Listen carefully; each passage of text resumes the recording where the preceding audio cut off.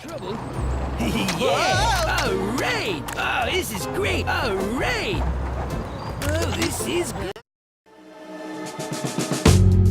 Welcome back to Short Game Spotlight, where I highlight games on physical media that are relatively quick to play through, making them a perfect choice for somebody with limited free time. In this episode, I'll be looking at Flipping Death.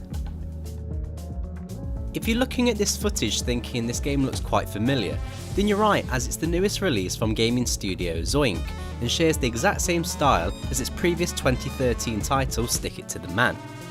In Flipping Death, you play as recently deceased Penny as you're tasked with filling in for Death while it's on vacation, and ultimately finding your own body. You'll spend most of your time switching between the land of the dead and the living. You do this by collecting a certain amount of souls, which will allow you to possess a human or an animal in the living world.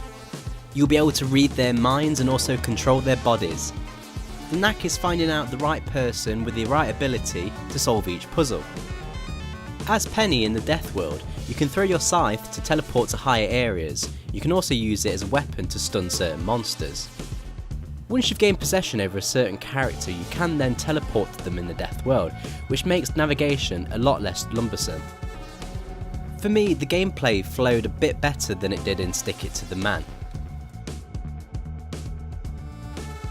The humour of the previous game continues in Flipping Death. There are some genuine laughs to be had with certain characters, but I do feel like some of the dialogue sequences lasted a bit too long. A joke that outstays its welcome can be rather irritating.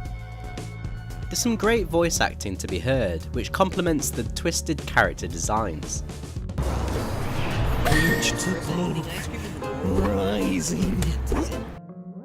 As I mentioned before, the art style remains the same as this studio's previous title, which is a good thing.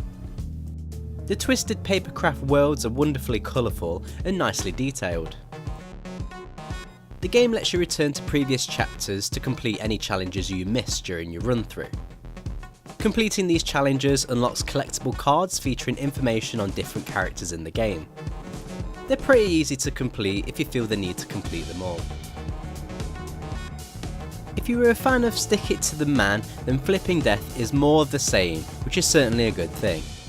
I would go far as to say I prefer this one over Stick It to the Man.